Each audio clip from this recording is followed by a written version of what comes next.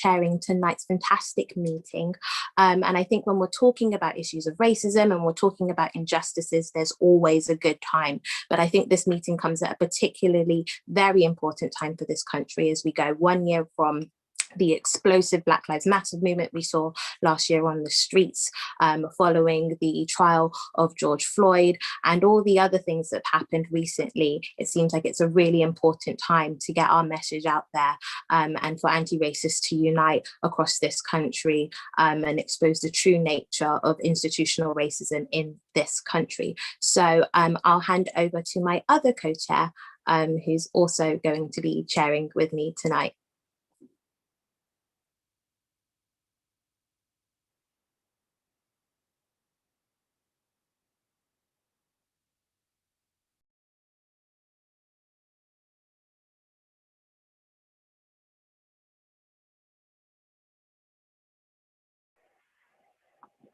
Hi, thank you very much and welcome everyone for attending our meeting today. Thank you, Elizabeth, for that intro. Sadly, my internet is being a bit funny today, so hopefully it stays on throughout this meeting. I'm really pleased with the fantastic range of speakers that we have, who I'm sure have lots to say on this very important issue. We know that the government's CRED report is an attack on the anti-racist movement, is an attack on those of us who call out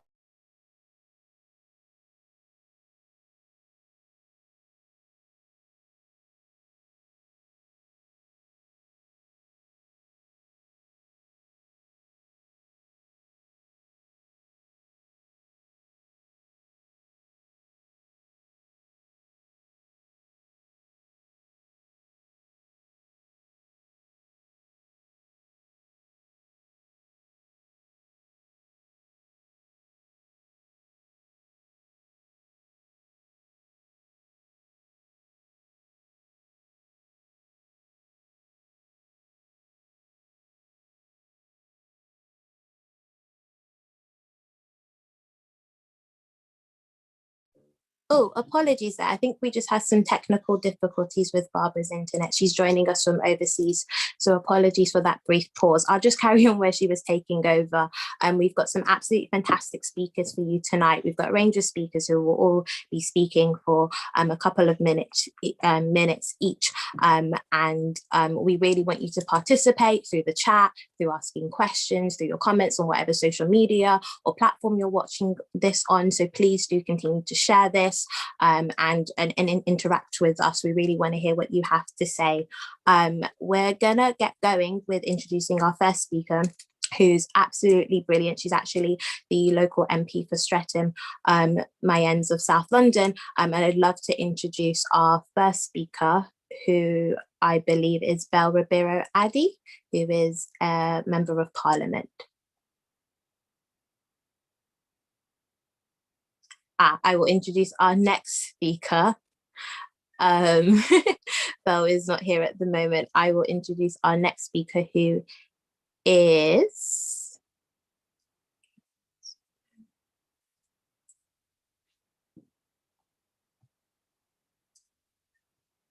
can I ask if Kehinde Andrews is online?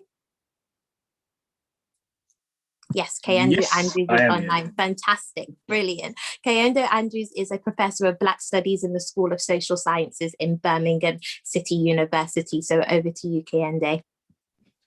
All right, hey everybody, thank you for being here and for the invitation as well on the illustrious panel. It's nice to see so many people here as well.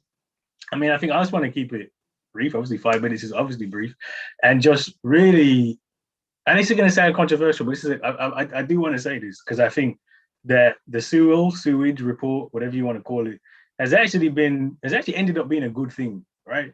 Like, it's ended up getting us all angry. It's ended up showing what this government is. It's ended up really just cutting through all of the nonsense and having events like this.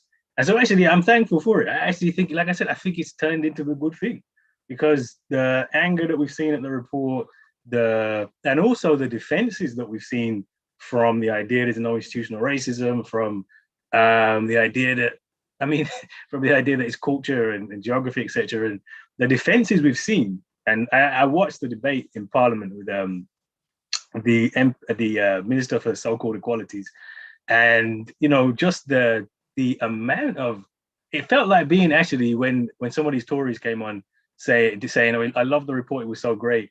It felt like being in like 1960 or something. Like it kind of should be shocking to us, but that's also sometimes what we need to see, right? Because I think certainly over the last 40 years or so, you know, we had a very militant movement, Black Power. I came up in Black Power. Organization, Arambi organization, which we still have actually, supplementary schools, self-help. Like, we had a militant generation that pushed and changed, made changes happen. And because there were these changes, because there was race relations, because, you know, I'm lucky enough, I'm a benefit of this, right? Professor at a university, which is pretty unlikely now, let's be honest. But 40 years ago, that's just not happening, right? So because of our militancy and our campaigns, we push for things, and it's opened up a little bit so that some of us have done okay, right? And there's enough of us in high-profile places that we can even produce this kind of the Sewell report. But because of that, I think, and I don't say for everybody, there's always been movements against racism. There's always been those kind of grassroots campaigns. But I think because of some of the successes, ironically, we started to get a bit complacent, right? We started to think maybe the system can change. We started to think maybe we can reform things like the police. We started to think maybe the government might be on our side. And I think this is a good reminder that was always a mistake, right? This is a good reminder that we actually, the urgency that we need for these problems, the organizations that we need for these problems, the self-help mentality that we had, we really need to come back, right? And that's why I'm actually, like I said, I'm thankful in some ways. As terrible as it was, and I'm not endorsing it, because obviously it was awful.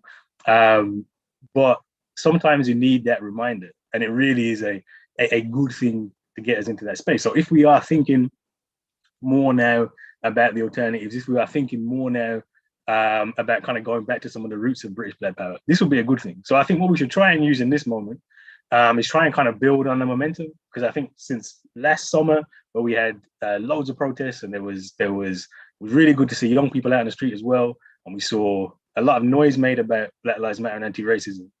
And then we also saw the backlash, and we saw a very strong backlash from this government in particular: immigration reforms, legal reforms, policing bills, this report, etc.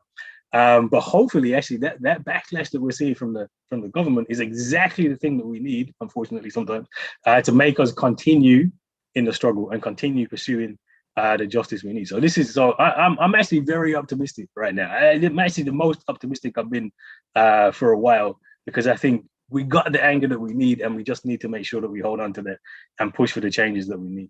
And I'll stop there. I think that's about 5 minutes. Brilliant. Thank you so much, Kehinde, for joining us. And I totally agree with you with what you're saying about keeping the momentum going. And that was fantastic. So thank you so much for joining us. I want to encourage everyone to continue to share and give in your comments. We want to be interacting with you. We know that we had a huge amount of people registered. I can see that there's already around 90 people already watching on Facebook Live. Keep it going. We're also on other platforms such as YouTube. I'm seeing solidarity messages from a lot of people, which is really great.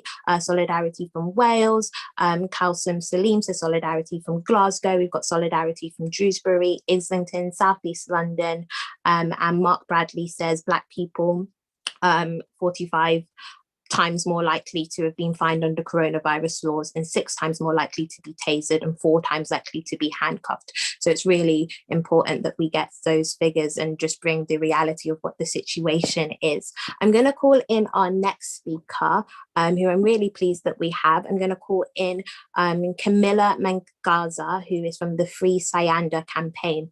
Over to you, Camilla. Thank you very much. Thank you very much for introducing me and inviting me here. Yes, my name is Kehinde Andrews. I am the mother of Siyanda Mngaza, who unfortunately is imprisoned for GBH with intent, when in fact my daughter on the 25th of May 2019 was attacked in a racially aggravated assault. And we've been campaigning for her freedom for the following reasons.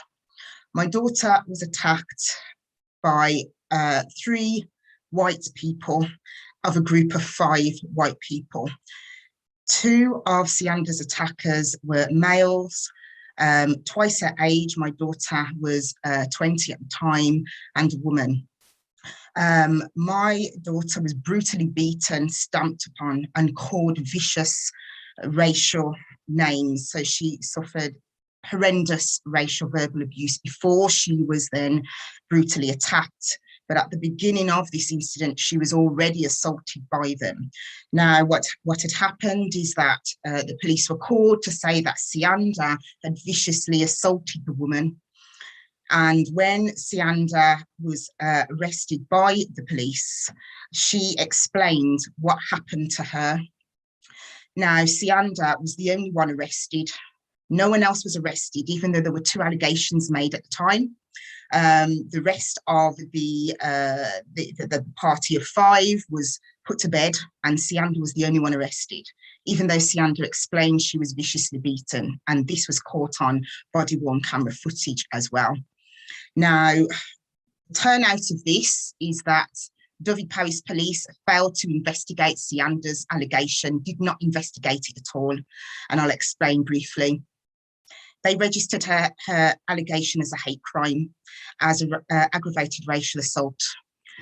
The police investigator at the time, investigating police officer at the time, said to me he had a few problems, that he had 5 people ready to tell him that Siyanda was the instigator of the attack, bearing in mind that my daughter is 4'10", has disabilities.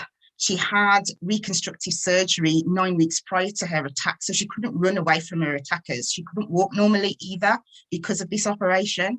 And because of that, they would have difficulty proving otherwise. So they wanted me to provide them with the information. They wanted me to do their job for them. I had to take my daughter to the hospital, obviously, because she was brutally beaten. And I gave that information to the police of where to obtain her medical records, because it was detailed and documented her injuries, which is consistent to her being attacked.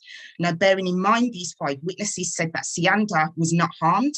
These 5 witnesses are all related, so they're not independent witnesses. And I also provide the police officer with 6 photos, 2 of them being a footprint on Siyanda's face. They stamped on my daughter's face. Now, as a lot of people may know, Siyanda was convicted of this crime that she did not commit, and we fought tirelessly to provide the evidence that the police should have done in order to secure her freedom.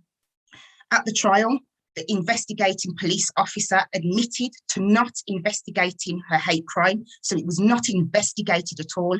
He couldn't provide valid reasons why it was not investigated, and we told that his supervisor told him not to, but conveniently forgot his name, and this was confessed at trial. And even though the jury saw all of her injuries, she was still convicted guilty. This is disgusting. At the appeal, Siyanda's second appeal, on the 23rd of March, her application for appeal was denied. Now, we're disgusted about this because it was denied even though the appeal judges agreed that one, Siyanda was a vulnerable person and still is a vulnerable person because of her disabilities. She was beaten by 2 grown men, twice her age, in their 40s. They also agreed that her previous legal team did not defend her properly, so she had poor representation in the court. Also, that the witnesses, they agreed that the witnesses lied. And I'll explain. The evidence that I provided the police, basically 2 of them being the footprint on her face, the police did not provide that to the CPS. They did not provide the medical records to the CPS. Those same 2 photographs with the footprint on her face, we had 2 separate forensic experts proving that it was a train print. And one of the witnesses who we said caused that claimed he was not at the scene at the time of the incident. So we have proven they have perjured themselves in court, but still this is not worthy of at least a retrial so we can get the whole truth out. If this isn't institutional racism, I really don't know what is. And this is why we're championing and we're campaigning for Siyanda's freedom. We're aiming for supreme. We're still doing David Paris Police's job in proving that Siyanda is innocent. And, we need this to go nationwide. It's disgusting. My daughter's serving a prison sentence for a crime she didn't commit. We've proven now that the key prosecution witnesses, who are not independent witnesses, lied, totally lied. So we are disgusted, and we need everybody to know we are appealing for witnesses as well. We are appealing for the David Paris police to actually do their job and arrest these prosecution witnesses who we have proved have perjured themselves in court. So, institutional racism is still alive and kicking in the UK. UK is not innocent. Wales is certainly not innocent where this incident happened. And we need to be shouting more about this and protesting more about this and actually making sure that we can make change, because this is still going to continue to happen. But thank you for listening, guys. My 5 minutes are over. Thank you. Thank you so much, Camilla, for sharing this horrific tragedy that's happened to you and your family. I know that details in the chat of how we can all support the Free Siyanda campaign have been put in, so please do take a look at that. Like Camilla said, this is something that we really all need to support. I know there's lots of solidarity messages from Sheffield NEU, the Sheffield TUC, solidarity from various Take the Knee groups, which is really pleased to hear. Someone says in the chat, unacceptable that the judicial system put Siyanda and the family through this, and that's from Stella. So thank you all who are continuing to comment and interact. I think we now have almost 500 people taking part in this live stream all across our social networks, which is really fantastic, but please do continue to share and get this stream out there. I want to introduce our next speaker, who's always an absolutely treat to hear, always leaves us with real gems to take away. And that is Weyman Bennett, who is the co-convener of Stand Up to Racism. Over to you, Weyman. I want to start by thanking everybody for being on this call and saying that I thought when the report came out, it came out on the wrong day, because April's Fool was the following day when it should have come out. It was an absolute insult to us. And also we have to understand something else. Why did the report come out? What was its ideological aim? Many of us, I can see many people on here who saw the Windrush campaign. I've run out of fingers and times when I've had to go to funerals, or from Joy Gardner to Brian Douglas, to Colin Roach, to the people that were killed. Of many people. I'm angry that we've got an MP here, we've got Diane Abbott here, and if you see the list of attacks that have taken place in Diane Abbott and the level of lack of defence of Black MPs, you can see absolutely right there. It's very, very clear that there isn't a systematic attempt to do anything about this. And I think Professor Kehinde Andrews is right. I enjoyed reading his book about the Age of Empire, because fundamentally inside that book, what it says is this. It says that who was that report aimed at? I don't believe a Black, a Muslim, or anybody in this country needs to take lessons from Boris Johnson or Tony Sewell about institutional racism in this country. They all know it exists. I think the purpose of that report was to attack what happened over the summer, which was Black generals, Black young women led a multiracial army to challenge the idea that racism didn't exist inside this country. They toppled statues, but they also did something else. They shocked the government, because the government thought that it could simply use racism to divide and rule. That's what the report's aimed at. The report actually says it inside. It says white working class people are suffering because of a consequence of this government. Now, the second thing I want to say is we should never forgive or forget the 160,000 people that have lost their lives. We call for zero COVID for a reason. We want an inquiry into why those people lost their lives. And, to tell the truth, I wasn't surprised that when I heard that they said that Boris Johnson said that he would accept a mountain of corpse in front of him and he would sacrifice those people. I was not surprised by that. I wasn't shocked by that, because I think that has been the beginning. From the beginning, that was the attitude of the government towards the crisis that took place inside this country. There needs to be an explanation. There needs to be a justification for why so many people lost their lives and why so many people, particularly Black communities, suffered disproportionately. We still haven't had that. And part of the reason why I think they dismissed the question of BAME was because they want to remove the Filipino nurses and the direct attacks that have taken place in terms of disproportionate deaths that took place under COVID. Frederick Douglass put it best when he said they divide each to conquer both. And I think that that's precisely what's taking place. They're afraid of mass movements, they're afraid of resistance, but I'll tell you something else, we're not going to let them go. I mean, there's also an insult because it was taking place at the same time as Derek Chauvin's trial inside the United States. We should remember this. I think the reason why a policeman went down for the murder of George Floyd was because of the mass movement, was because we refused to be silenced. And that is the most important lesson. We should refuse this report, we should mobilize, and we want it rejected wherever it's put. And we have to organize on that basis, because I believe the attack by Priti Patel, and also, I want to say, I don't know if anybody watched the ridiculous report that took place, but I've read it. It's 264 pages. I've also read the McPherson report, which is 350 pages. And the difference of the pages isn't 100 words, it's both in quantity and quality. There is the report, actually one thing the report shows is that particularly young, it says there's a success in education. I tell you why we've had a success in education. I was a teacher. It's because we fought for anti-racist education in education. We fought for Black students not to be expelled. It's still too high. And it was the national unions that fought for that, not Boris Johnson, not Tony Sewell, who was a teacher at the time, saying that actually he wasn't in favor of equality taking place inside school. So my thing is, next, on the anniversary of the murder of on the murder of George Floyd, I think we should say that the UK is not innocent. Not only is it not innocent, it's carrying out a more racist offensive. We need to take the knee. We need to take the knee with the trade unions. We need to take to the streets safely with social distance, but we need to be both visible, we need to be organized, and that's our real watchword. The reason why we've been able to defeat the far right, the BNP, the EDL, the racists that have come out onto the streets, the reason why we've been able to have solidarity with refugees is because we've mobilized, organized, and resisted. So I think it sparked resistance, but let's be organized. We've got a determined enemy. I'll end up on this. The people have put it, they've got Black faces doing it. They're not doing it because they've betrayed their group. They're doing it because they're actually linked to people that are wealthy and powerful. They're not house slaves. They own that. They're part of the people that help own the houses.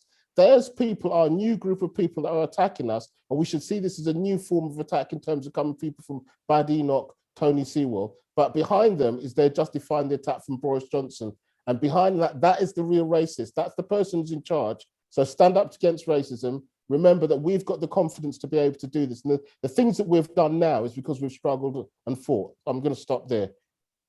Brilliant. Thank you so much, Weyman. Fantastic note to end on. And it's really pleasing me to see that we've got over 600 people watching in on Zoom, on Facebook Live and YouTube. Please do continue to share, like, and interact. We've still got an amazing lineup of speakers for you ahead. And I'd like to introduce one of those next speakers, who is Kevin Courtney, who is the National Education Union, the NEU Joint General Secretary. Over to you, Kevin. Thank you very much, Elizabeth. I'm really pleased to be on this platform with such a distinguished panel of speakers.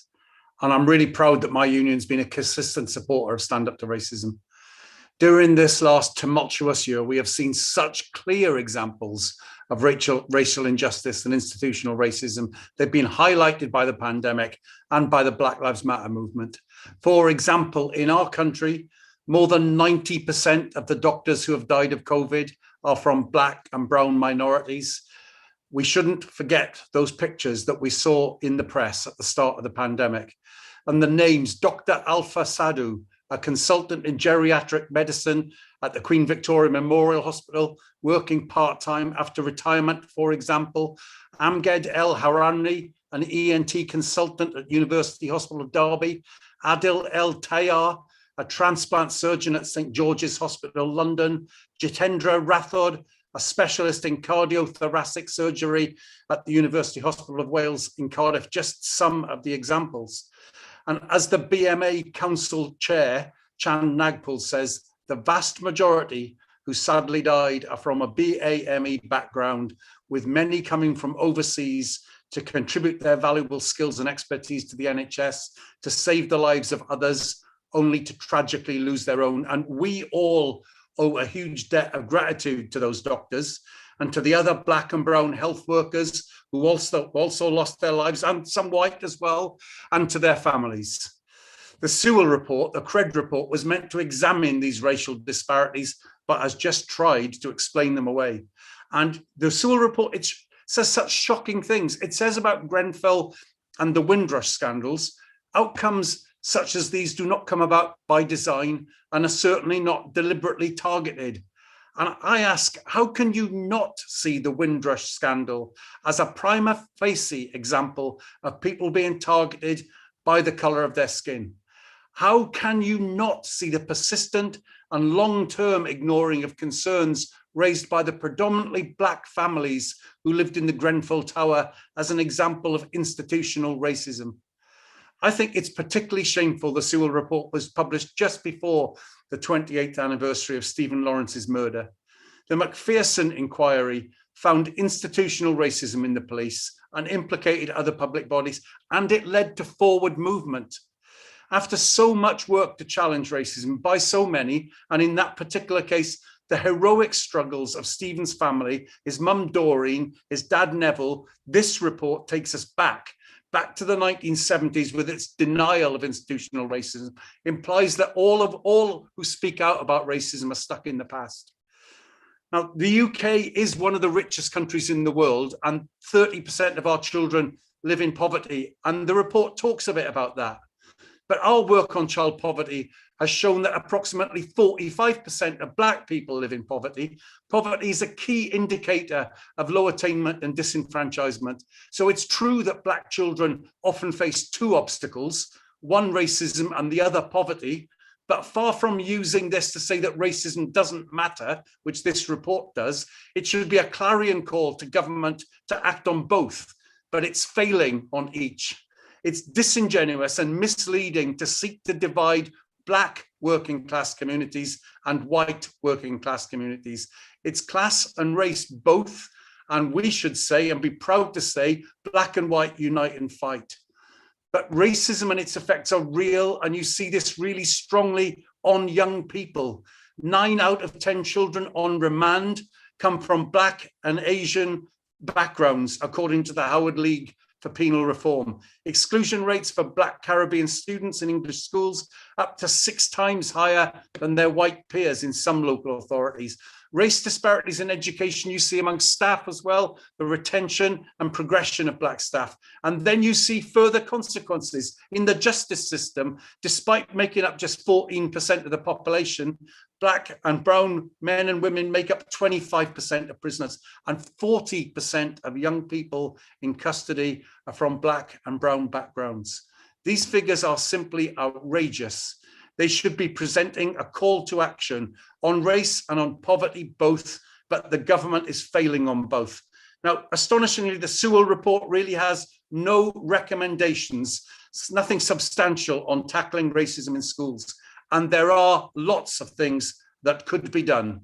We wrote to the Prime Minister last June, and amongst the points we made on COVID as well, but we said review the curriculum so it embraces the fact that Britain is rooted in Black and global history, includes the achievement of Black Britons, review initial teacher training to equip all trainee teachers with anti-racist strategies, adopt a strategy to make the pipeline of new entrants to the teaching profession significantly more diverse over the next 4 years. We want to see that movement on that and on poverty both, and we want the government to disown the Sewell report. Thanks very much. Brilliant. Thank you so much, Kevin. Very, very powerful words. Brilliant. Thank you so much for being here as well. Lots of people seem to agree as well. Ricky Mallard says, totally agree. So important to kill the bill. Without that, making change will be so much harder. Al Just Moore says, great to have you on this platform, Kevin. Dennis says the BLM movement toppled statues and toppled Trump, and Coral says they're using racism to divide working class people. So please do keep that up. It's great to hear what you guys have to say as we continue on with this meeting. And I'd like to introduce our next speaker, who is Natasha Johnson from All Black Lives UK. Thank you so much. And I just want to say thank you to everybody that's on this panel. I think it's really important that we have all these discussions with, you know, a lot of acclaimed people and human rights world. I just want to say, from obviously a youth perspective, it's very important that we try to appeal to the younger generation, as we are the generation who are going to be able to move things forward in terms of anti-racism. But there's another thing that I've wanted to mention just for a long time now, but I think we need to stop trying to argue with people that are denying that racism is real, because we're wasting a lot of time and we're wasting a lot of energy trying to have these conversations with people that are going out their way to gaslight us, especially Black people. So I think we need to make sure that we are conserving all our energy for the things that are most important, which is tackling anti-racism. I think if we just completely go beyond the point of having a discussion whether or not racism is real, it cuts down a lot of the time, and we just talk about directly how we are able to, you know, stop racism in this country, how we are actively able to be anti-racist. And I think it's something that needs to come from all sections of the country. I feel like we need to have these discussions weekly, because it's the only way that we're going to be able to ingrain into these people, you know, the kind of stuff that's going on. Obviously, when Kevin was speaking, it was amazing to learn about those statistics. And I think, how can 45% of 3% of the country be in poverty without institutional racism? These kind of things don't make sense. So I think it's a very British thing to kind of, you know, debate hard facts and not be able to believe them just because you don't want to believe they're true. We need to now stop engaging in discourse with these people, because it is not progressing us in any sort of way. I definitely think that a lot of the things that have been mentioned, I will bring back to All Black Lives UK, and obviously try and do something with the youth and try and make sure all this information is accessible for everybody. I think that's another thing that we should work on, trying to make everything as accessible as possible and putting this as on a big of a platform as possible, so as many people are able to join the fight in anti-racism. I think a lot of people just think it's for a specific group of people, but when we start to have intersectionality such as class, then more people will understand that it's not just racism that is, you know, ruining the country. It's classism, it's Islamophobia, it's all these things that we are fighting. You know, Gypsy, Roman traveller people are the most affected under this new policing bill, and the fact that racism against them is so, you know, normalized in this country is another massive thing that we have to work on. And I think it's definitely important, you know, like I said, to keep having these meetings and to keep being able to be open. But I definitely think that there needs to be a bigger push within the young people within the university spaces, as they've been, you know, neglected since the start of COVID. Now is really the time to let students know that they do have solidarity, you know, against the government. I'm pretty sure that there's a 24% gap within, you know, Black students that have mental health issues between non-Black students who have mental health issues and who gets a first. There's a 24% gap. So, you know, saying that institutional racism doesn't exist is literally just a lie, and it gaslights a lot of people who are living in this country, who have to, you know, face racism every single day. I mean, it was only last week that I got asked if I'd lived in England my whole life, and you know, I sound quintessentially English. I don't understand how you wouldn't think that I'd lived here my whole life. So I think things like that, you know, just need to be a lot more, people need to be a lot more aware of. You know, it's getting into a scary time. And I definitely think that we need a massive, massive, massive push on anti-racism, anti-establishment, you know, and a lot more of an open field, so people are able to understand that this is something that affects all of us. I'm going to stop there because that's pretty much everything I had to say. So thank you.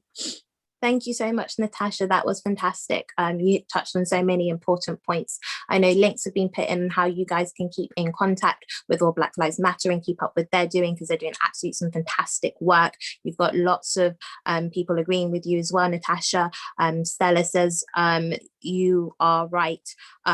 Those who ignore racism try to sidetrack us. Natasha Howard says, a quote from Toni Morrison, the function of racism, the very serious function of racism is distraction. It keeps you from doing your work. Let us not be distracted. There's work to do. Yasmin Plu says, absolutely, we need to stop wasting time on gaslighters who wish to divide the struggle. United we stand, which is really great. So thank you so much, Natasha, for joining us. I'm really pleased to introduce our next speaker, who's joining us from all the way from across the pond, Rev Kobi LIttle, who is the president of Baltimore NAACP. Over to you, Reverend.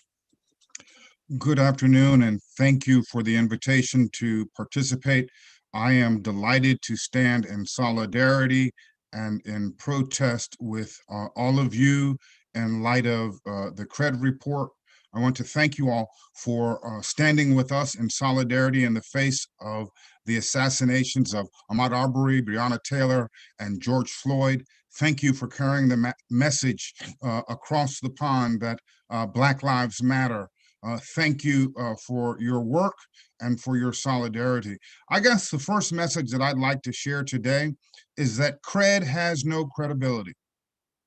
CRED simply has no credibility in the UK or around the world.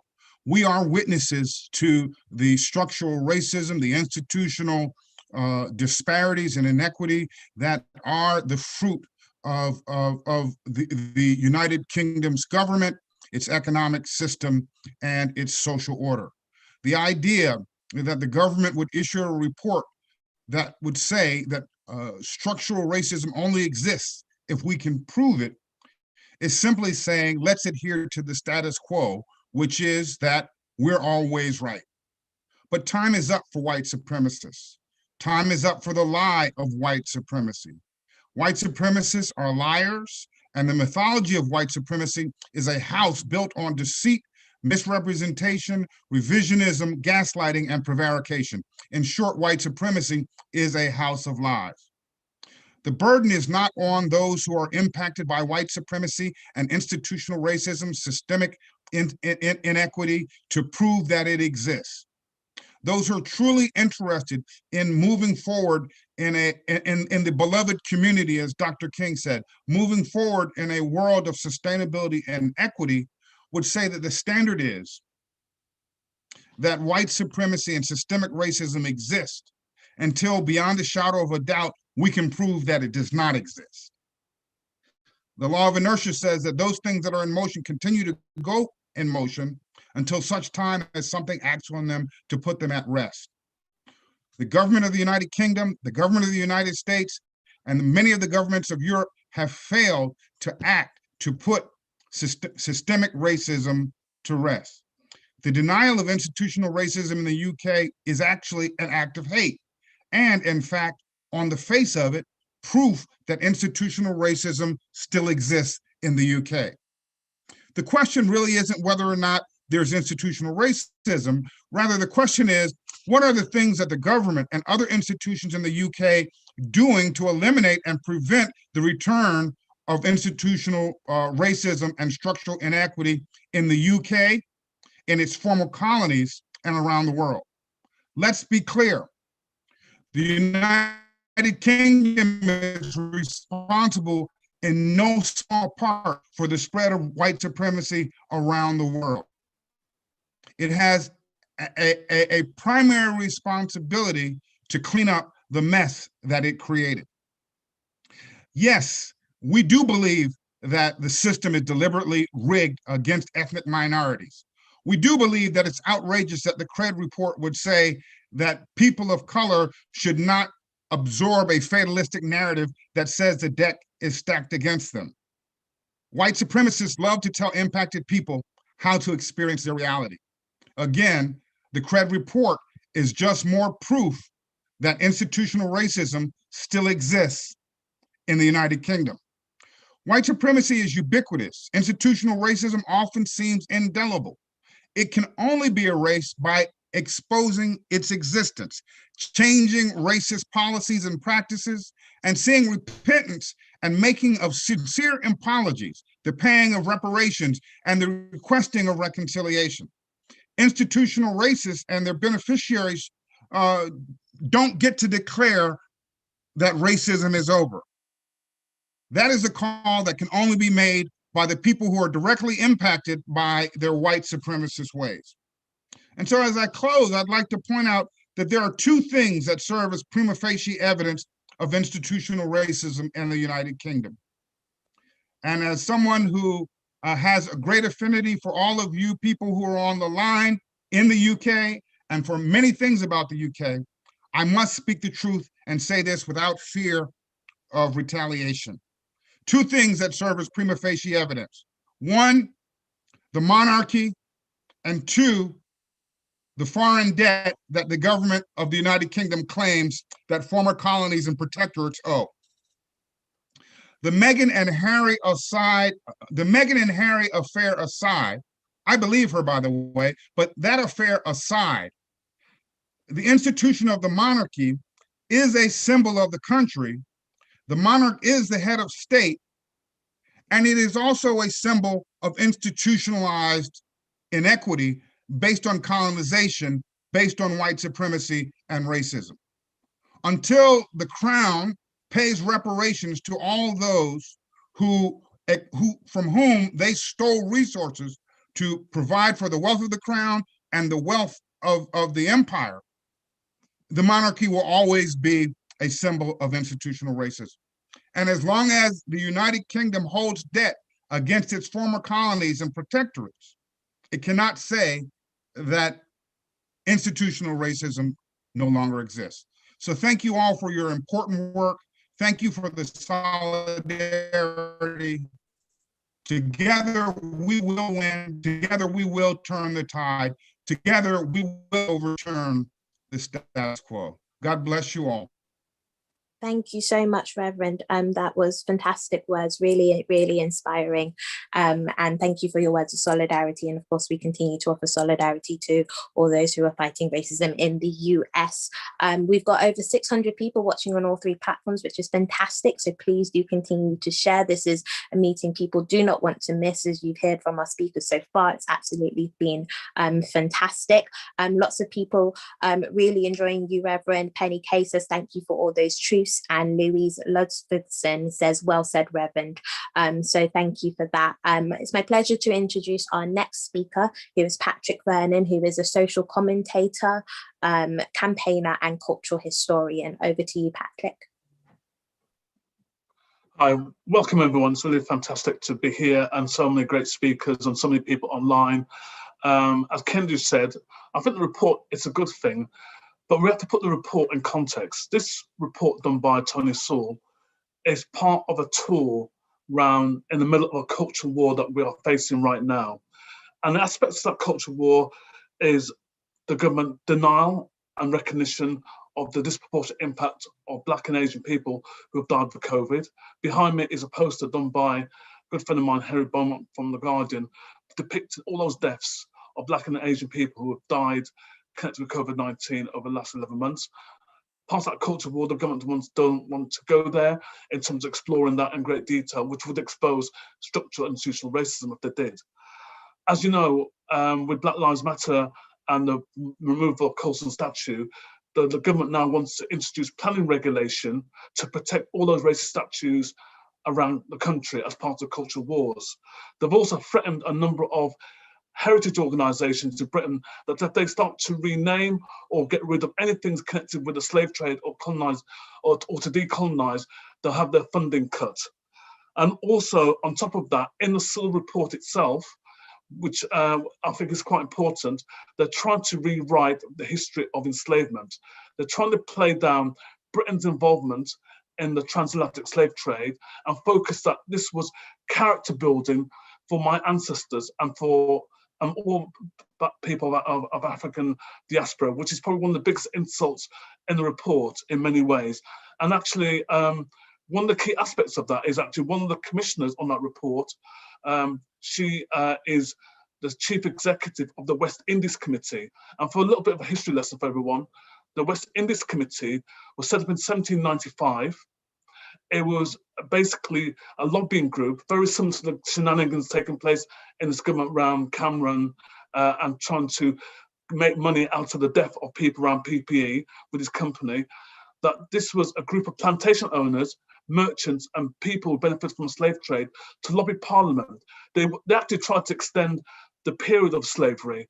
And after they couldn't get extended indefinitely, which they wanted, they then negotiated that £33 million settlement in 1833, which was the equivalent of 40% of the national debt, which we paid off in 2015.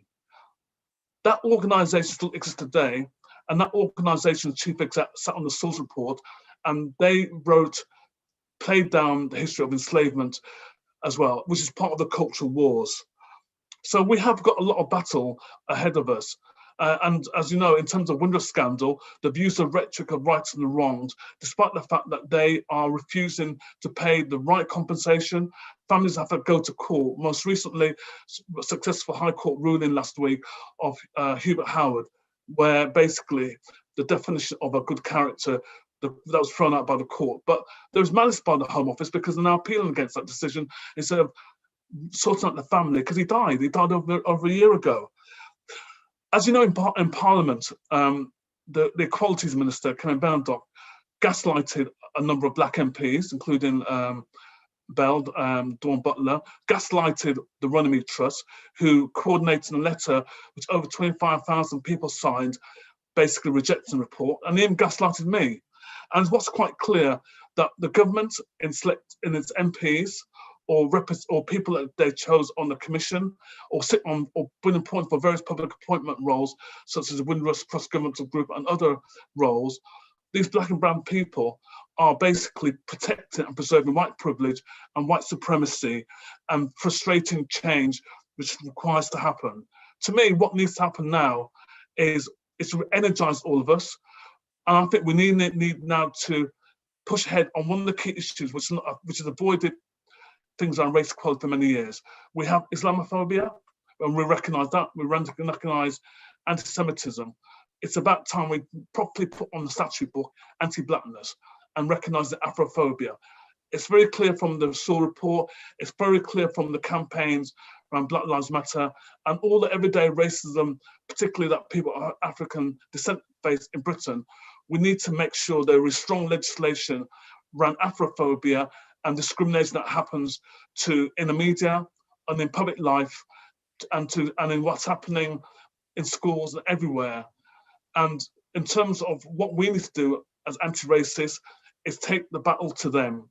As I said in an interview on TV recently, in the last battle scene of the Rise of Luke Skywalker, Billy D. Williams, who the only very few Black characters in Star Wars, said in the last battle scene, there is more of us than them. There is more of us than them. And that's why we need to fight and raise the issues around anti-racism and build solidarity, not just in the UK, but with brothers and sisters across the Atlantic and all around the diaspora to work together to make sure that Britain, yes, Britain did export racism and white supremacy on the Mayflower.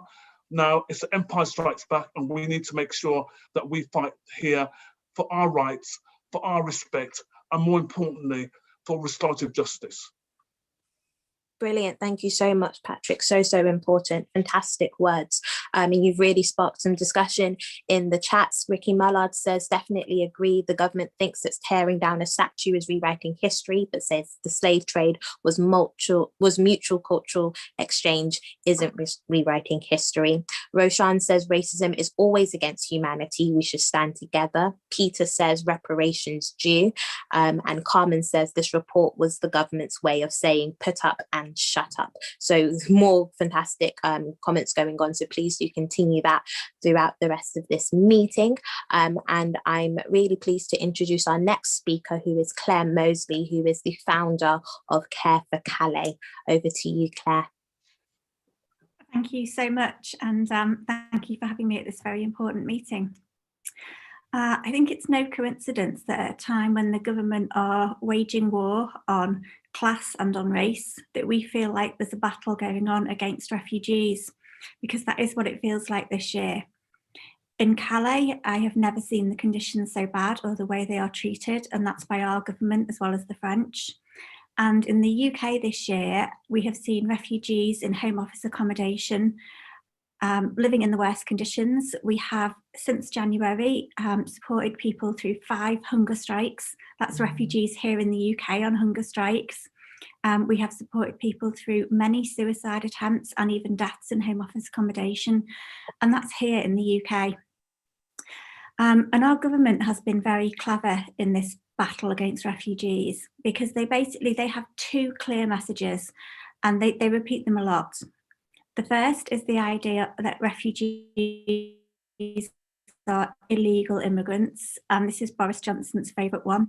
And he has repeated this so many times in the last 12 months, and it sinks in. And this criminalisation of refugees is a very damaging message. The second message is the idea that if refugees cross a safe country, they are no longer genuine refugees. And this really has been the Home Office's favourite message that has been mentioned in so many of their press releases and comments. And now on the 23rd of March, they have released their new plan for immigration. And unfortunately, this new plan for immigration has both of those messages or ideas built into it. And as well as those misleading messages, it's not really a new plan for immigration, it's a new plan for asylum. But by mixing those 2 ideas together, that is another way that they are misleading us and waging war on refugees. So this new plan for immigration, the basis of it is they are saying that if refugees enter the UK illegally, then they will be treated worse. It's about creating 2 tiers of refugees, the ones that enter legally and the ones that don't. But the problem is that the only real way that a refugee can enter legally is through a resettlement scheme. And less than 1% of refugees in the world get to go on resettlement schemes. They've been described as a lottery. It's something that is so unlikely to happen that hardly any refugees are going to get to use it. So what are they supposed to do? Are they supposed to just stay and accept their fate? It's a terrible idea.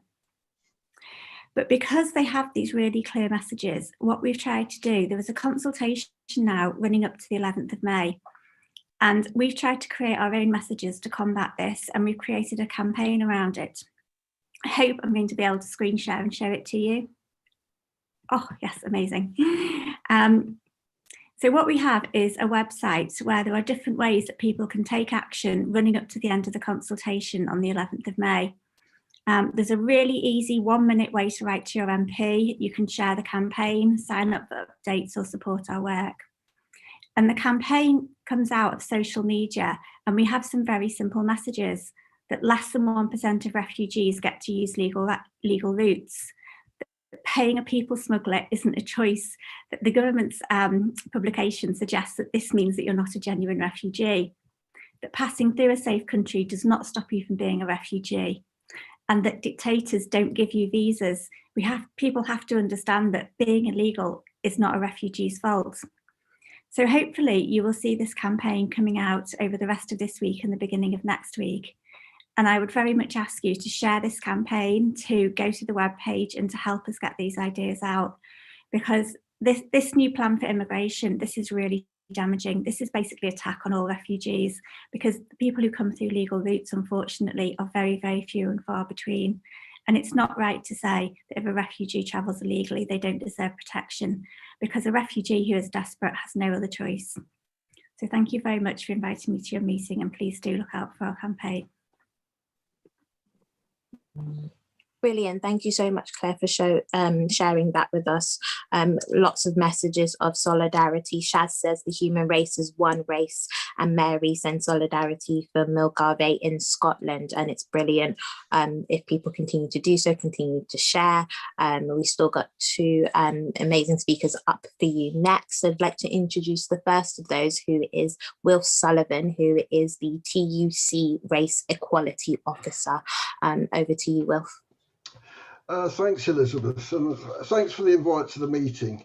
I want to start off by saying really that they don't call this a struggle for nothing. And I think sometimes we forget that there is an organised opposition. and that they're mealy-mouthed words that they believe in anti-racism, that they're for a just and equal society. It's just that mealy-mouthed words, and the CRED report, I think, exposes that more than anything else that's been exposed over the last few years. This report wasn't about addressing issues of racial injustice. We have to remember that the point that the government announced it was the point when they'd just been caught censoring the report from Public Health England about disproportionate deaths in custody. And what did they do? When they got caught censoring that report last June, they announced that Kehinde Badnoch, who nobody ever heard of up until that point, would be leading any further investigations about black deaths in custody. Sorry, black deaths through COVID. I've got black deaths in custody on the brain at the moment. Sorry, but then they announced this, and it was quite clearly from any observation a cynical move. It was an attempt at a cynical manipulation of the situation to divert the fact that they had done nothing. Absolutely nothing, and by the way, they've still done nothing about black and minority ethnic workers being overexposed to the virus in the kinds of workplaces and jobs that they were doing. Those workers who were on the front line, who they'd encouraged us to stand on the doorsteps and clap, well, they were busy now devising a strategy to pull the rug from under them. Because when the demands from about actually people being compensated, people being paid properly, people being paid, being protected properly came about, that was a route that they weren't prepared to go down. So they needed distraction, and the CRED report has provided perfect distraction. But the other thing I wanted to say about that is, well, we often talk about racism in terms of its function, in terms of expressing and exploiting black and minority ethnic people. We also have to understand, and they understand perfectly well, that it has another function, and that is to get white working class people to accept the oppression and exploitation that they are facing by the old divide and rule tactic, by saying, so, yes, we know you have a problem, but these people over here are taking up all their time with their unreasonable demands. And this is what is happening here. It's because actually they're trying to cynically manipulate white working class people who they believe can be swayed by dog whistle politics. And whilst they're doing that, as people have already said, they're cementing even further measures which will increase institutional racism in this country, whether it's through their asylum plans, which will make it impossible for anybody from the global south to legally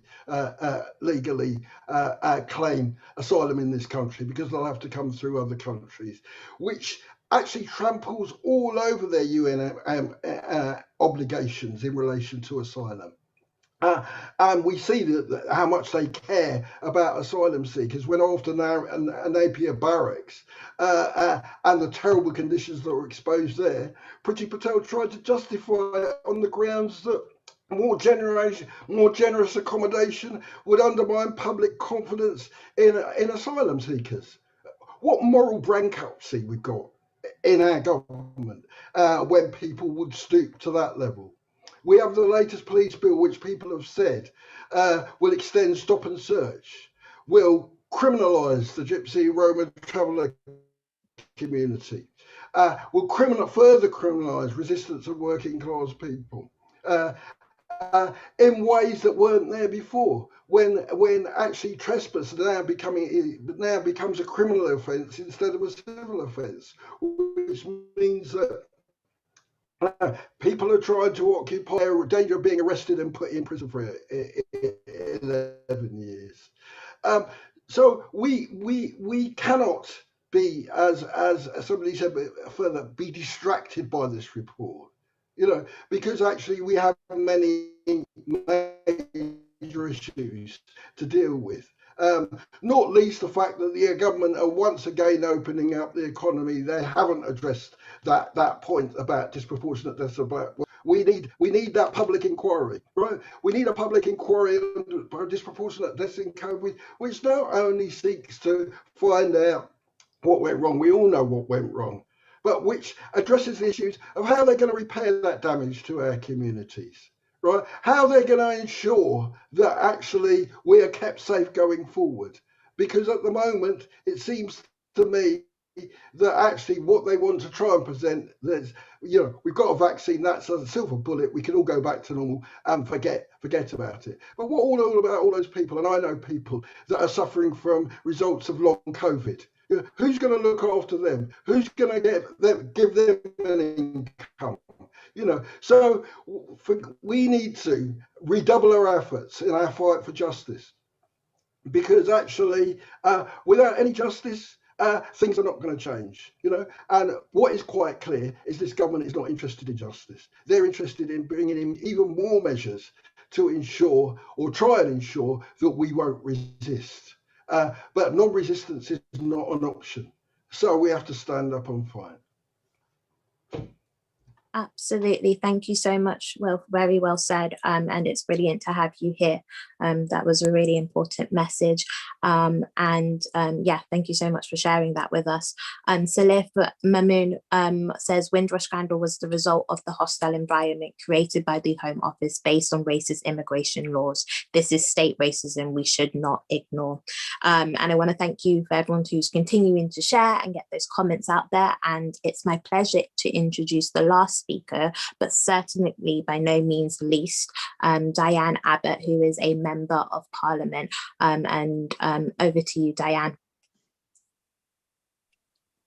Thank you very much, Chair.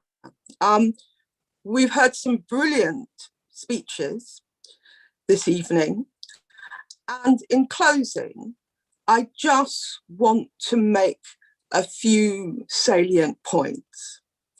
The first thing to say was that Kehinde Andrews, right at the beginning, said that this race report, this Sewell report, was designed to take us backwards.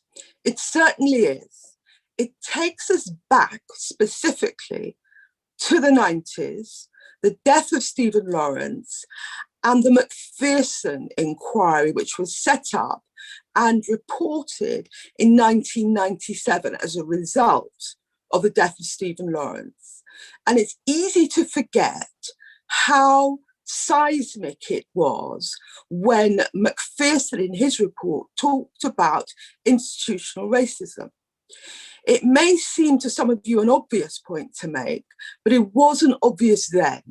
Those of us who'd been talking for very many years about institutional racism were routinely dismissed. We were told that we had a chip on our shoulders. We were told about bad apples in the barrel. But when we talked about institutional racism, we were dismissed.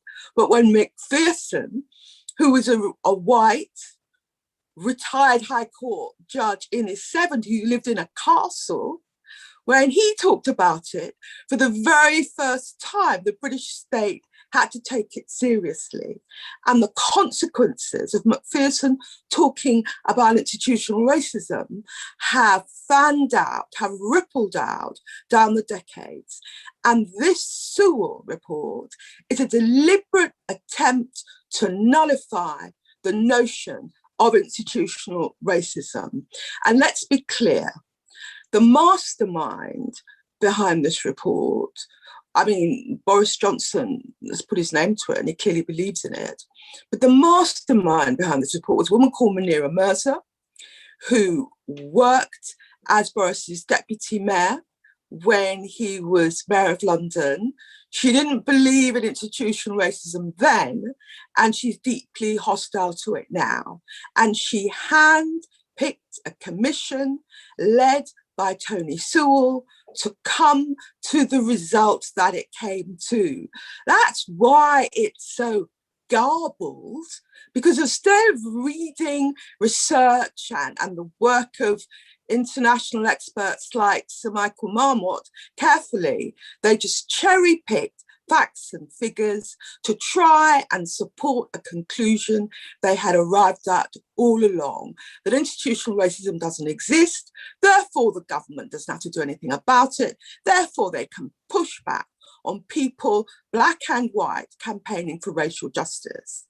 And just to say, you know, many of the people who were so glad to hear that institutional racism doesn't exist have been complaining for some time now about people pulling down statues and trying to decry and diminish British history. But I'm waiting for those self-same people to complain about the fact that over 350,000 Black and Asian soldiers who fought for this country in the First World War didn't have their statues pulled down. There were no statues, there were no tombstones. If they were lucky, they had mass graves. The same people who were so passionate about British history that they're complaining about the statues of slaveholders being pulled down have nothing to say about 350,000 Black and brown people that fought for this country. So I'm waiting to hear from these people. And just before I close, people are saying institutional racism doesn't exist. Look at the history of the coronavirus pandemic in this country. Look at the fact that in the early weeks, when the newspapers showed pictures of doctors who had died, they were almost invariably Black and Asian doctors. I think 90% of the doctors who died were ethnic minority. Look at the deaths in the Black and Asian communities. If the course of the coronavirus epidemic and the people that died and the people that suffered isn't an example of institutional racism, I don't know what is. And let's look at the criminal justice system, and in particular, the school to prison pipeline. There's a man called Martin Neri, who was head of the prison service and then went on to head Dr. Bernardo's, a children's charity. And he said, on the day you exclude a child from school, you might as well give them a date and time to turn up at prison. That is the nature of the school to prison pipeline. That is institutional racism. So we can see institutional racism around us, and it is simply appalling and dishonest for this government to try and pretend it doesn't exist.